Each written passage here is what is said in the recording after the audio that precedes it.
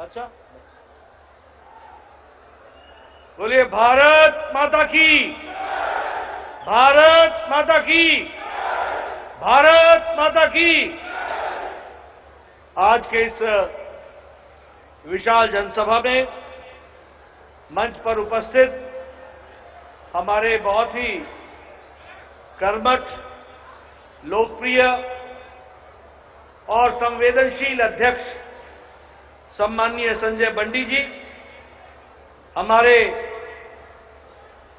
मोर्चा के अध्यक्ष, पूर्व में अध्यक्ष रहे, राज्यसभा में मेरे साथी श्री के लक्ष्मण जी, भारत सरकार में मंत्री, पूर्व में अध्यक्ष रहे सम्मान्य जी किशन रेड्डी जी, हमारे इस क्लस्टर के इंचार्ज और भारत सरकार में मंत्री महेंद्र नाथ पांडे जी, हमारे सह प्रभारी अरविंद मेनन जी, सुधाकर राव जी, हमारे राष्ट्रीय उपाध्यक्षा बहन डी.के. अरुणा जी,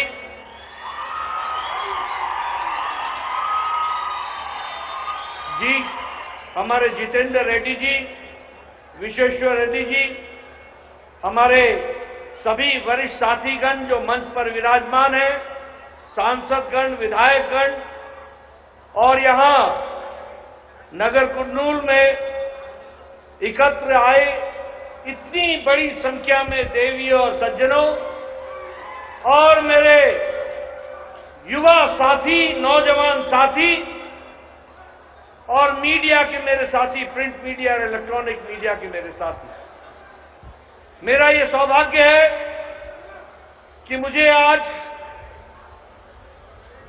नगर कुर्नूल में इस जनसभा में, जहां 9 वर्ष मोदी जी के नेतृत्व में सेवा, सुशासन और गरीब कल्याण के लिए काम में जुटे हुए हैं, उसकी चर्चा करने के लिए आया हूं।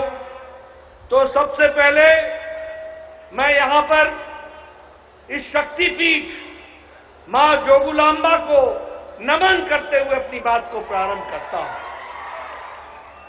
मित्रों, यहां उमा महेश्वरम स्वामी मंदिर, उसे भी नमन करते हुए और पवित्र कृष्णा नदी को भी याद करते हुए अपनी बात को प्रारंभ करता हूं। मित्रों, मैं बैठा बैठा याद कर रहा था कि किस अरमान से, कितने अरमानों को लेकर हम सब लोगों ने तेलंगाना का निर्माण किया था। यहां मंच पर बैठे हुए मेरे बहुत से ऐसे साथी हैं जिन्होंने तेलंगाना के लिए आंदोलन में अपना सर्वस्व लगा दिया और तेलंगाना को राज्य के रूप में स्थापित करने में कोई कसर नहीं छोड़ी। मैं उन तमाम लोगों को जिन्होंने तेलंगाना के लिए अपने आप को आहूत किया, उनको मैं नमन करता हूं और उनको मैं नमन करते हुए अपनी बात को प्रारंभ करता हूं। मित्रों, लेकिन मुझे आज दुख है, मुझे दुख इस बात का है कि तेलंगाना पीछे रह गया और एक परिवार तेलंगाना का शोषण करके आगे बढ़ने का प्रयास किया। ये सबसे बड़ी दुर्भाग्य की बात है। और जब मैं एक परिवार बोलता हूं तो ये केसीआर का परिवार, खुद केसीआर, उनका बेटा, उनकी बेटी, आने वाले समय में उनके वंश से पैदा होने वाली संतान, यही भारत राज्य समिति बन गई है। बाकी तेलंगाना को पीछे ढकेल दिया।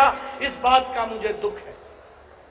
मुझे इस बात का भी दुख है कि तेलंगाना के हुनर को, तेलंगाना के टैलेंट को, तेलंगाना के ऊर्जा को, तेलंगाना के सामर्थ्य को उन्होंने नकारते हुए अपने परिवार को बढ़ाने का काम किया। यह हम सब लोग जानते हैं।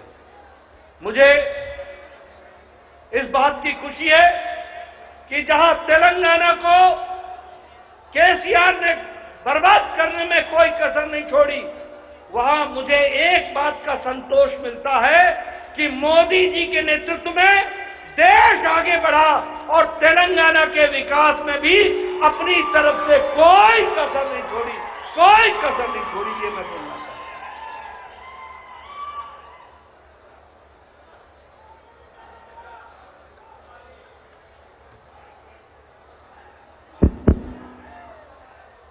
భారీ ఎత్తున కొనసాగుతున్నటువంటి అశేష ప్రజానీకము బహిరంగ సభకు వేదిక మీద ఉన్న పెద్దలు, విచ్చేసినటువంటి పాత్రికేయులు, నాగర్ కర్నూలు ప్రజానికానికి, ముఖ్యంగా ఈ జోగులాంబ శక్తిపీఠము అమ్మవారు మరి యొక్క వారికి నమస్కరిస్తూ, ఉమామహేశ్వర స్వామి కూడా నేను మనస్పూర్వకంగా నమస్కరిస్తూ, ఈ పవిత్రమైన కృష్ణా నది ఈ ప్రాంతంలో ఏ రకంగా ఈరోజు ఆ పవిత్రత ఉన్నదో, మరి అందరూ ఇంత పెద్ద సంఖ్యలో వేదిక మీద ఉన్న వాళ్ళు మీరందరూ కలిసి చేసిన పోరాట ఫలితము తెలంగాణ రాష్ట్రం ఏర్పాటు. అనేక మంది త్యాగాలు, బలిదానాల వల్ల ఏర్పడినటువంటి ఈ రాష్ట్రము మరి ముఖ్యంగా అమరవీర కుటుంబాలకు నేను మనస్పూర్వకంగా వారికి ఆదరపూర్వకంగా వారి త్యాగాలకు ఈరోజు శిరస్సు వంచి నమస్కరిస్తూ, ముఖ్యంగా ఈ సాధించుకున్న తెలంగాణనేమో వెనుకబడిపోతూ ఉన్నది. కానీ తెలంగాణ పేరు మీద ఒక కుటుంబం మాత్రమే బాగుపడుతూ ఉన్నది, అది ఒక కేసీఆర్ కుటుంబం మాత్రమే. ఇవాళ తెలంగాణ వచ్చింది, తెలంగాణ సామర్థ్యము అనేక మంది పేద ప్రజలు వారికి ఉన్నటువంటి ఈ సామర్థ్యం ద్వారా తెలంగాణను ముందుకు తీసుకుపోవాల్సింది పోయి ఒక కుటుంబం మాత్రమే, కేసీఆర్, కవిత మాత్రమే ఈరోజు బాగుపడుతూ ఉన్నారు. అందుకనే ఇవాళ బీఆర్ఎస్ ముందుకు పోయింది, ఏర్పాటు చేశారు. ఎందుకోసం అంటే ఆ కుటుంబం బాగు కోసమే. ఇవాళ ముఖ్యంగా నరేంద్ర మోడీ గారి నేతృత్వంలో తెలంగాణ అభివృద్ధి కోసం అనేక రకాలుగా భారీ ఎత్తున నిధులు, అభివృద్ధి, పేదల సంక్షేమం కోసం పాటుపడుతూ సేవ, సుపరిపాలన, పేదరిక నిర్మూలనను అంకితంతో పనిచేసినటువంటి మోదీ ప్రభుత్వం ఖచ్చితంగా తెలంగాణ అభివృద్ధికి కట్టుబడి ఉందని చెప్పి నేను తెలియజేస్తా ఉన్నాను. मित्रों, जब मैं मोदी जी के नेतृत्व में भारत के 9 साल सेवा, सुशासन और गरीब कल्याण की बात करता हूं, तो गांव, गरीब, वंचित, पीड़ित, शोषित, दलित, हमारे युवा भाई, हमारे किसान भाई, हमारी महिलाएं, बहनें, इनको सशक्तिकरण करने का काम किया तो नरेंद्र मोदी जी की नीतियों ने किया। यह हमको ध्यान में रखना चाहिए।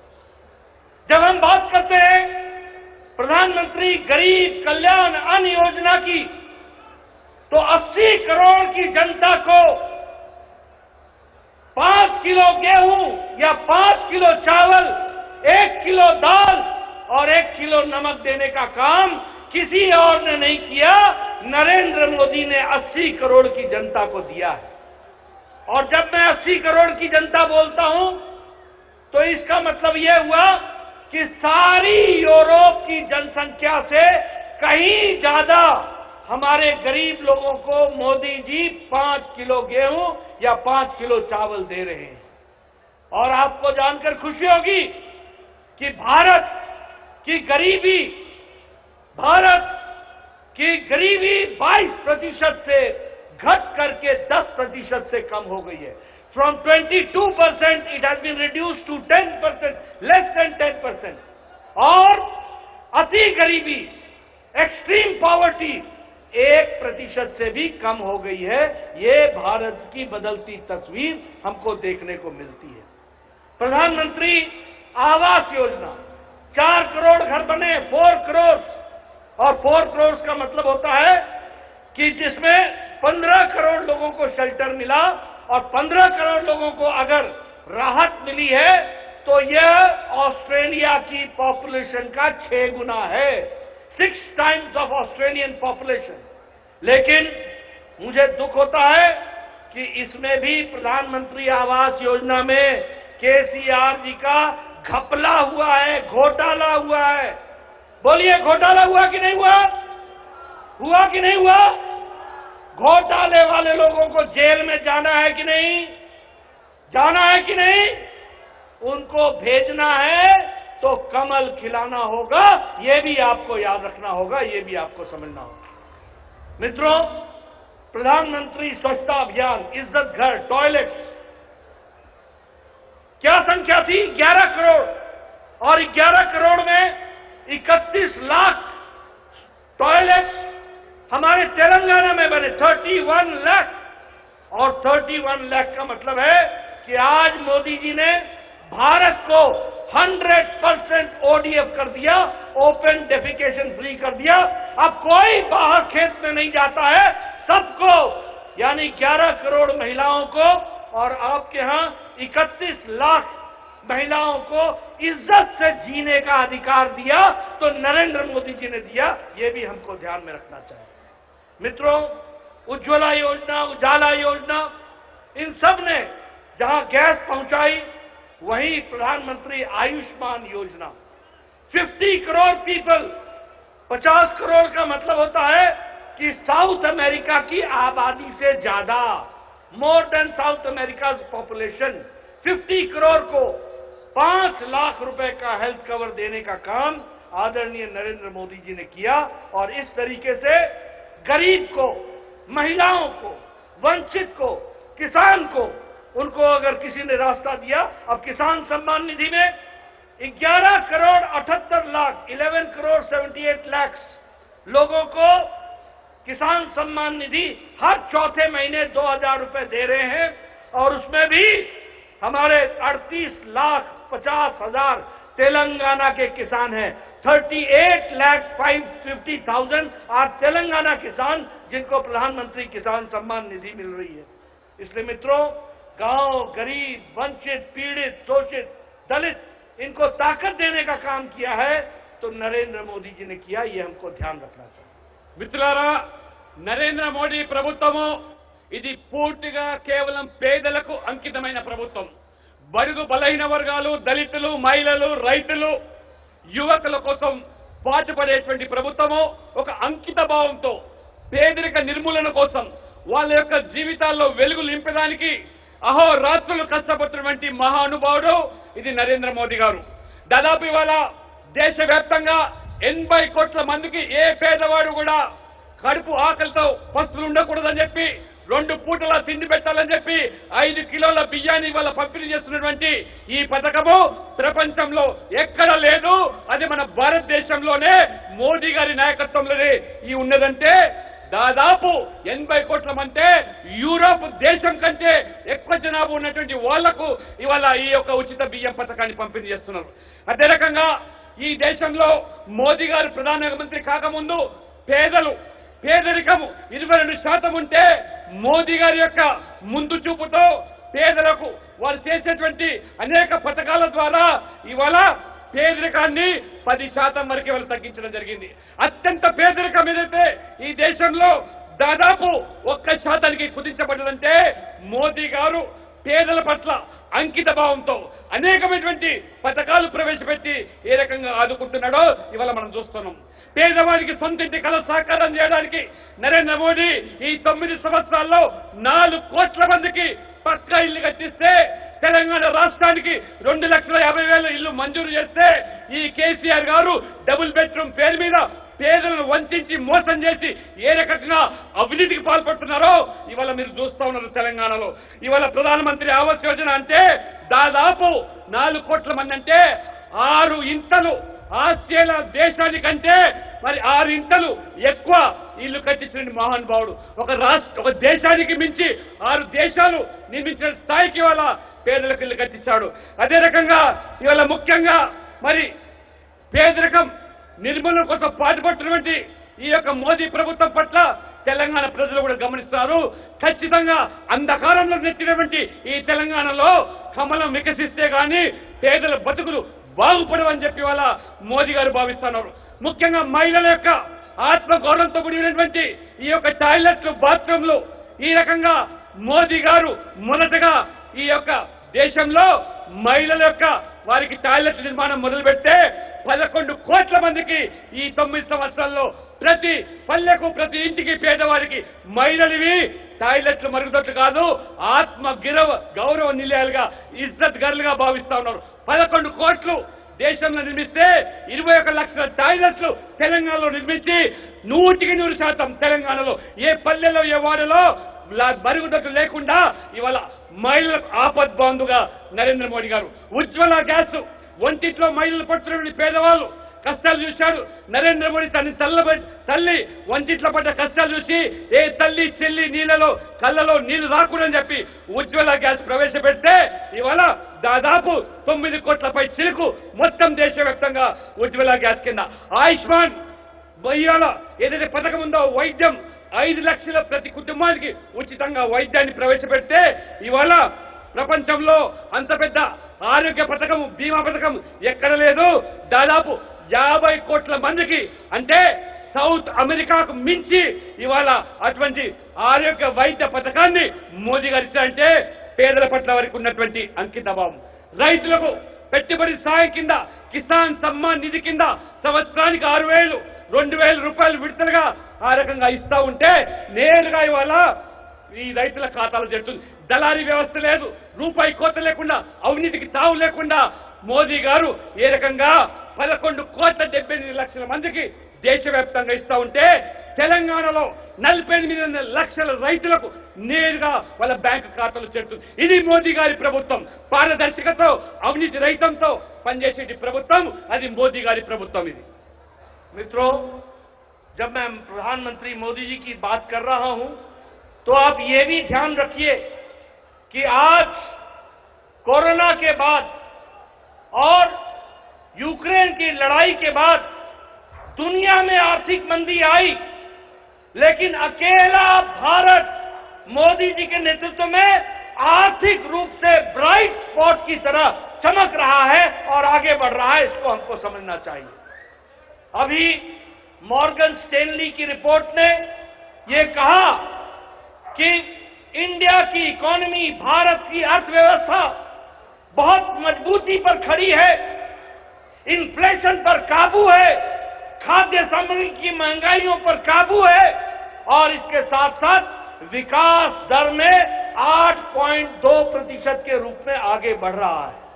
आज भारत 10वीं नंबर की अर्थव्यवस्था से छलांग लगा करके 5वीं नंबर की अर्थव्यवस्था बन गई है.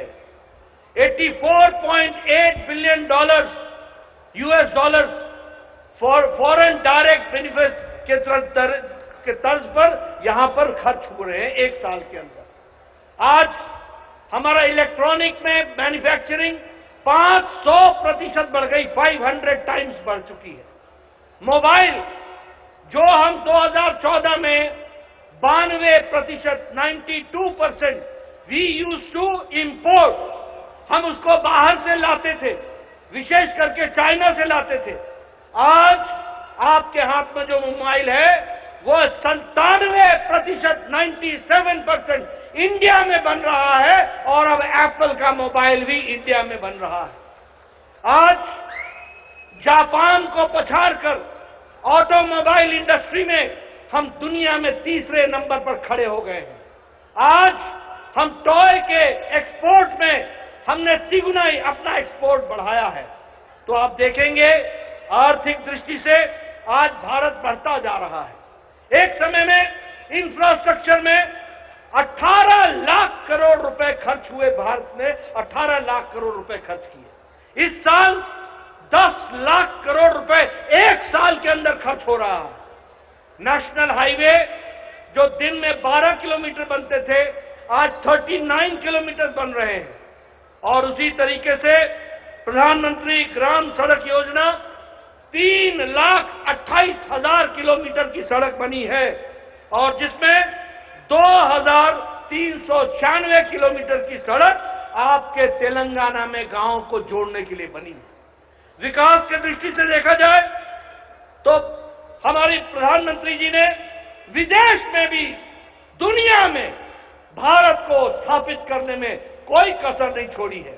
आज दुनिया में कोई ऑस्ट्रेलिया का प्रधानमंत्री कहते हैं Modi you are the boss, कोई कहते हैं यू आर दी हीरो, कोई कहते हैं you are the global leader, कोई कहते हैं you are reformer in chief.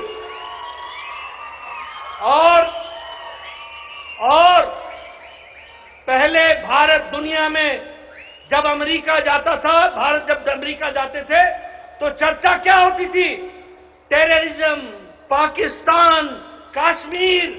अभी प्रधानमंत्री मोदी जी गए थे, किसी ने चर्चा पाकिस्तान की नहीं की, विकास की, डेवलपमेंट की और विकास को आगे बढ़ाया। ये बदलता भारत है। लेकिन जब हम कहते हैं कि Modi you are the boss, Modi you are the hero, Modi you are the global leader, Modi you are the reformer in chief, तो हमारे कांग्रेस भाइयों के पेट में मरोड़ होता है, मरोड़ मरोड़। क्या शब्द इस्तेमाल करते हैं? मोदी तुम नीच हो, मोदी तुम सांप हो, मोदी तुम बिच्छू हो, मोदी तुम अनपढ़ हो, मोदी तुम चाय वाला हो। लेकिन भारत की 140 करोड़ की जनता मोदी के साथ खड़ी हो जाती है और उनको जवाब देती है। ये हमको देखना चाहिए।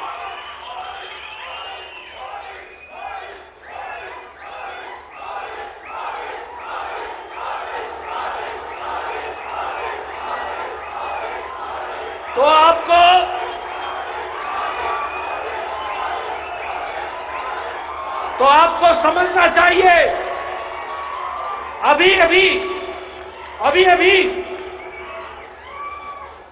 आज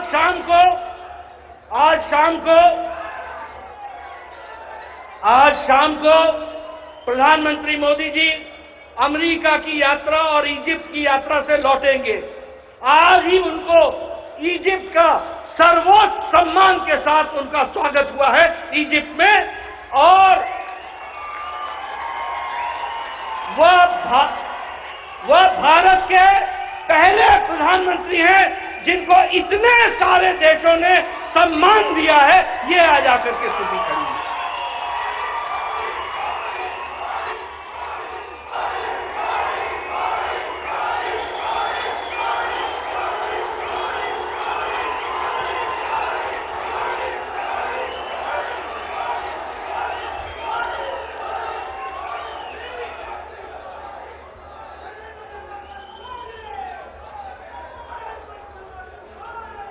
మిత్రులారా, ప్రపంచమంతా కూడా గత 2 సంవత్సరాల కాలంలో కరోనా కష్టకాలం, మరోవైపు యుక్రెయిన్ రష్యా యుద్ధం, ఇంత పరిస్థితిలో కూడా గడ్డు కాలంలో కూడా నరేంద్ర మోడీ గారి యొక్క ముందు చూపుతోని భారత ఆర్థిక వ్యవస్థను ఏ రకంగా పటిష్టంగా పెట్టాడు.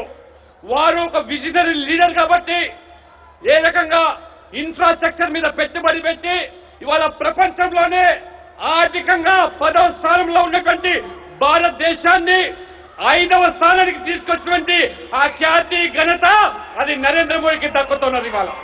ఇవాళ ఆర్థిక పరిస్థితి, ఇవాళ పొరుగు దేశాలు, ప్రపంచ దేశాలు అల్లాడిపోతా ఉన్నాయి.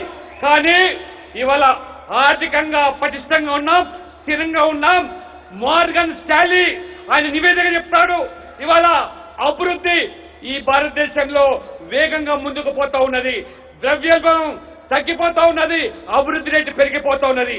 దాదాపు ఒక్క సంవత్సరంలోనే $84,000 ఖర్చు పెడితే ఇవాళ ఒక్కసారి మోదీ పరిపాలన చూస్తే 92% మొబైల్ ఫోన్స్ మోదీ పూర్వము మనం దిగుమతి చేసుకునే వాళ్ళం. 92% మనం కొనే ప్రతి ఫోను చైనా నుంచి వచ్చేది.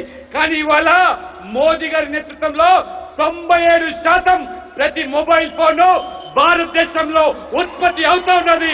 మనం వాడే టెలిఫోన్లన్నీ కూడా ఈ భారతదేశంలో మనం తయారు చేస్తాం. ఇది మోదీ గారి యొక్క ఘనత. ఇవాళ ఆ రకంగా చూస్తే ఆటోమొబైల్ ఇవాళ ఆటోమొబైల్ మ్యానుఫ్యాక్చరింగ్ లో 3rd ప్లేస్ లో ఉన్నాం. బొగ్గు ఎక్స్పోర్ట్ లో ముందుగా ఉన్నాం. ఒకసారి మనం చూస్తే భారతీయులుగా గర్వపడుతున్నాం. మోదీ గారు విదేశాలకు వెళ్తే, యుఎస్కి వెళ్తే ఏ రకంగా ఆ ప్రపంచ దేశాల అధినేతలు మోదీ గారిని ఈజ్ మై బాస్ అని వివరిస్తున్నారు, మై హీరో అంటున్నారు, మా గ్లోబల్ లీడర్ అంటున్నారు, పాదాభివందనం చేస్తున్నారు. ఇది మోదీ గారు ప్రపంచమంతా కూడా కొనియాడుతూ ఉంటే, మోదీ గారి పట్ల ఆదరణ పెరుగుతూ ఉంటే, ఈ రోజు మోదీ గారు వెళ్తే ఏ రకంగా బ్రహ్మరథం పడుతున్నారు. కానీ మన ప్రత్యర్థులు కాంగ్రెస్ పార్టీ నాయకులు జీర్ణించుకోలేకపోతున్నారు, మోదీ గారిని ఎదిరించలేకపోతున్నారు.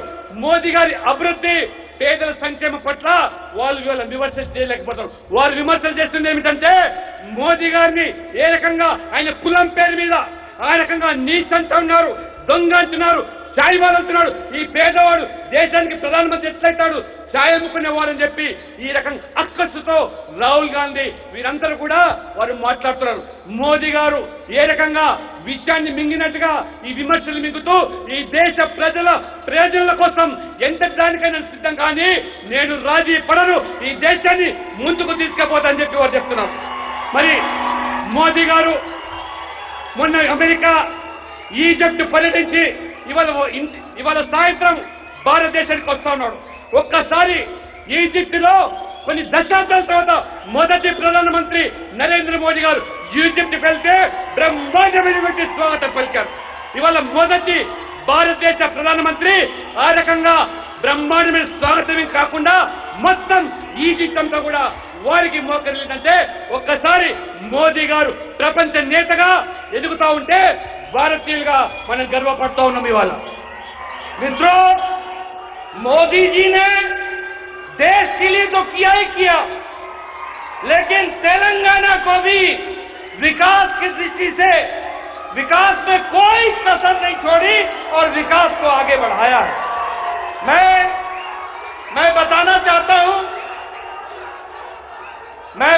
चाहता हूं कि पिछले समय में मोदी जी आए थे और उन्होंने 11,300 करोड़ रुपए के प्रोजेक्ट का शिलान्यास भी किया और कई प्रोजेक्ट का उद्घाटन भी किया.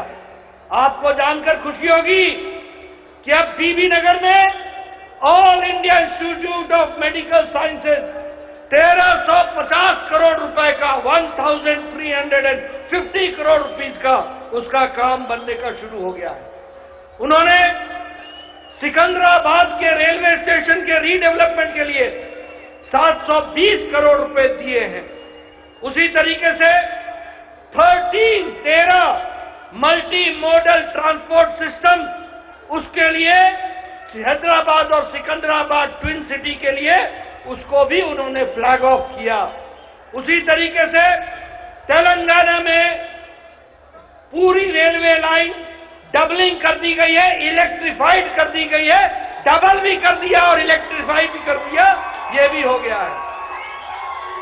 वंदे भारत ट्रेन ये सिकंदराबाद से तिरुपति ये चल रही है, इसको भी सैंक्शन किया तो मोदी जी ने किया. उसी तरीके से तेलंगाना में 5,000 किलोमीटर के नेशनल हाईवे बने, 5,000 किलोमीटर. मतलब आप लद्दाख से तेलंगाना और तेलंगाना से लद्दाख, इतनी लंबी सड़क नेशनल हाईवे तेलंगाना को दी है, ये भी हमको ध्यान में रखना चाहिए. उसी तरीके से हमारे अंबरपेट में 1,186 करोड़ रुपए के लागत से एलिवेटेड रोड बनने का, फ्लाईओवर बनने का काम शुरू हुआ है. मित्रों, अगर कहा जाए तो तेलंगाना के लिए 1,110 हमारे करोड़ रुपए सिर्फ रेलवे का एलोकेशन इस बार है. और सबसे खुशी की बात है कि आंध्र प्रदेश और तेलंगाना में यूनेस्को का रमप्पा मंदिर को उसका सैंक्शन मिल गया है. रमप्पा मंदिर वह भी यूनेस्को में जुड़ गया है, यह भी हमको मालूम है. उसी तरीके से Hyderabad Nagpur industrial corridor, Hyderabad Warangal industrial corridor, उसी तरीके से मेगा टेक्सटाइल पार्क, ये सब काम तेलंगाना में आदरणीय प्रधानमंत्री मोदी जी ने करके दिया है, यह मैं आपको बताना चाहता हूं. विकास की एक नई कहानी लिखी है, विकास पर आगे बढ़ाया है। जहां देखो rail, highway, elevated road, metro, सब जगह पर विकास के काम चले हैं। ये बात जान करके हम सबको खुशी भी होती है और 9 साल सेवा, सुशासन और गरीब कल्याण का काम हुआ है। మిత్రులారా, నరేంద్ర మోడీ గారు దేశవ్యాప్తంగా ఏ రకంగా అభివృద్ధి చేస్తా ఉన్నాడో తెలంగాణ ప్రజల ప్రయోజనాల దృష్ట్యా తెలంగాణ పట్ల కూడా అంతే చిత్తశుద్ధితోని తెలంగాణ బాగుపడాలి, తెలంగాణ భారతదేశంలో అంతర్భాగం అని చెప్పి భావించి మొన్నటికి మొన్న వచ్చి 11,000 కోట్ల రూపాయల ప్రాజెక్టులు వారు ప్రారంభోత్సవం చేశారు. కళ్ళుండి చూడలేని కబోదులు మన బీఆర్ఎస్ నాయకులు ఇవాళ వారు స్వయంగా సికింద్రాబాద్ రైల్వే స్టేషన్ లో అత్యంత ఆధునికమైనటువంటి ఈ యొక్క ప్రపంచ స్థాయిలో ఆ రైల్వే స్టేషన్ అభివృద్ధికి 740 కోట్ల రూపాయలు. ఇవాళ తెలంగాణలో నేషనల్ హైవేస్, రోడ్వేస్, రైల్వేస్ ఈ రకంగా అన్ని రంగాల్లో కూడా అభివృద్ధి చేస్తున్నాడు. ఎంఎంటీఎస్ హైదరాబాద్, సికింద్రాబాద్ కానివ్వండి, లేదా ఇవాళ గతంలో ఏ ప్రభుత్వాలు ఇవ్వనటువంటి నిధులు ఈ యొక్క తెలంగాణ కోసం గతంలో ఉమ్మడి రాష్ట్రంలో మరి ఆ యొక్క రైల్వే ప్రాజెక్టుల కింద కేవలం 881 కోట్లు ఇస్తే ఒక్క తెలంగాణకే మోదీ ప్రభుత్వం రైల్వే ప్రాజెక్ట్స్ 4,410 కోట్ల రూపాయలు ఈ రోజు రైల్వే కోసం మొదలైస్తాను.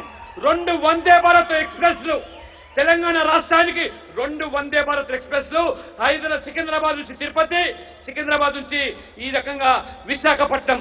అంతేకాకుండా ఇవాళ ముఖ్యంగా నేషనల్ హైవేస్ అంటే ఈ 2014 పూర్వము స్వాతంత్రం వచ్చిన తర్వాత తెలంగాణలో 2,500 కిలోమీటర్ల నేషనల్ హైవేస్ ఉంటే ఈ 9 సంవత్సరాల్లోనే మోదీ ప్రభుత్వం అదనంగా 2,500 కిలోమీటర్ల రోడ్లు వేసి 5,000 కిలోమీటర్లు ఇవాళ నేషనల్ హైవేస్ అంటే లద్దాఖ్ నుంచి తెలంగాణ వరకు, తెలంగాణ నుంచి లద్దాఖ్ వరకు ఎంత రోడ్డు అవుతుందో ఆ రోడ్డు మీరు 60 సంవత్సరాలు ఇచ్చే రోడ్లు మోదీ గారు 9 సంవత్సరాలనే తెలంగాణకు ఇచ్చాడు. ఇవాళ ఆ రకంగా నరేంద్ర మోదీ గారు ఇవాళ హైదరాబాద్ నల్గొండకు ఇండస్ట్రియల్ కారిడారు, హైదరాబాద్ వరంగల్ కు ఇండస్ట్రియల్ కారిడారు, మెగా టెక్స్టైల్స్ దేశం మొత్తం మీద కూడా 7 మెగా టెక్స్టైల్స్ పార్కులు వారు ఆమోదం చెప్తే ఒకటి తెలంగాణ ప్రజల కోసం, తెలంగాణ వెనుకబడ్డ చేనేత కార్మికుల కోసం ఇవాళ మోదీ గారు ఇచ్చారు. అంతేకాకుండా ఇవాళ ఆంధ్రప్రదేశ్ తెలంగాణ రాష్ట్రానికి మన గొప్పగా చెప్పుకునే తెలంగాణలో వరంగల్లో ఉండే రామప్ప దేవాలయానికి యునెస్కో ద్వారా ఇవాళ గుర్తింపు వచ్చిందంటే అది మోదీ ప్రభుత్వం యొక్క చొరవని విషయాన్ని ఈ తెలంగాణ ఈ పాలకులు మర్చిపోతున్నారు. తెలంగాణకు మోదీ ప్రభుత్వం కట్టుబడి ఉన్నది. ఒక్కసారి మీరందరూ కూడా తెలంగాణలో మోదీ యొక్క పాలన 9 సంవత్సరాలుగా ఏ రకంగా కొనసాగిందో గమనించాల్సిన నేను కోరుతా ఉన్నాను. मित्रों, कल पटना में ये महागठबंधन की रैली हुई, मुलाकात हुई, गले से गले मिलकर के बैठे। मित्रों, ये फोटो सेशन था, फोटो सेशन।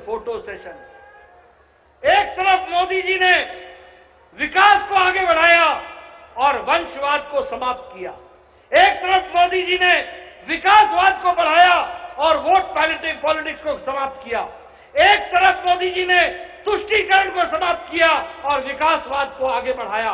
सबका साथ, सबका विकास, सबका विश्वास, सबका प्रयास। मित्रों, मेरी पूरी बात सुन लो। मित्रों, ये परिवारवाद, ये कल वहां कौन इकट्ठा हुआ था? RJD, Samajwadi party, TMC, Uddhav Thackeray, ये सब लोग, मित्रों, ये सब लोग परिवार बचाने के लिए लगे हैं। परिवार और मोदी जी देश को आगे ले जाने के लिए लगे हैं। इस बात को हमको समझना चाहिए। इसलिए मैं साफ कहना चाहता हूं कि अगर तुमको परिवार बचाना है, लालू का परिवार, तो आरजेडी को वोट दो। अगर तुमको बचाना है गांधी परिवार, तो कांग्रेस को वोट दो। कांग्रेस किसकी है? मां, बेटा, बेटी, बाकी सब छुट्टी, सबकी छुट्टी। अगर तुमको शिवसेना उद्धव ठाकरे बचाना है तो फिर वोट शिवसेना उद्धव ठाकरे को दो। अगर तुमने बिहार के, उत्तर प्रदेश के अखिलेश यादव के परिवार को बचाना है तो समाजवादी पार्टी को वोट दो। और अगर ममता बनर्जी के परिवार को बचाना है तो टीएमसी को वोट दो। और अगर तुमने भारत को आगे ले जाना है तो कमल को आगे बढ़ाओ, मोदी जी को आगे बढ़ाओ। इस बात को हमको समझना है। मित्रों, मैं एक बात और बोल देना चाहता हूं। ये जिस तरीके से सारी बातें चल रही हैं, मैं स्पष्ट बताना चाहता हूं कि आज महंगाई सबसे ज्यादा किसी राज्य में है तो वो तेलंगाना में है, ये केसीआर के राज्य में है। मैं ये भी बताना चाहता हूं, तुम टीआरएस से बीआरएस हो जाओ, तुम नाम बदल दो। नाम बदलने से नीति नहीं बदलती, नीयत नहीं बदलती। और इसलिए अगर तुमने केसीआर का परिवार बचाना है, उसके बेटे को बचाना है, उसके बेटी को बचाना है, उसके दामाद को बचाना है, उसके आने वाली संतानों को बचाना है तो केसीआर को वोट दो। और अगर तुमने तेलंगाना का विकास करना है तो भारतीय जनता पार्टी को आगे लाना होगा। ये हमको समझना चाहिए। मित्रों, अंत में मैं एक बात और कहूंगा, ये बीआरएस नहीं है, ये भ्रष्टाचार रक्षासुलभ समिति है। ये भ्रष्टाचार रक्षासुलभ समिति है। और मैं ये भी आपको बोलना चाहूंगा, किसानों की क्या हालत हो गई आपको मालूम है ना। धरानी पोर्टल, ये धरानी पोर्टल है ना, धरनी पोर्टल, ये धरनी पोर्टल किसानों की जमीन को हड़पने का तरीका है और केसीआर के कार्यकर्ता और नेताओं का जेब भरने का तरीका है। इसको समझ लेना। और बीजेपी आएगी तो ये पोर्टल बंद हो जाएगा और बीआरएस का पोर्टल भी बंद कर देंगे। ये भी आप ध्यान में रखना। मित्रों, यह फार्मा सिटी के नाम पर किसानों की जमीन का नुकसान हो रहा है। Anti farmer, anti people. मैं आज कालेश्वरम की चर्चा नहीं करूंगा, वो तो इनका रेगुलर काम है, हमेशा का काम है। आप बताइए, ऐसी भ्रष्टाचारी सरकार को रहने दोगे क्या? रहने दोगे क्या? रहने दोगे क्या? रहने दोगे? रहने दोगे? मैं चाहूंगा कैमरे वाले जरा फोटो खींचो। रहने दोगे क्या? रहने दोगे क्या? बीजेपी लाओगे ना? बीजेपी लाओगे ना? कमल खिलाओगे ना? कमल खिलाओगे ना? बहुत बहुत धन्यवाद। जय भारत, जय तेलंगाना।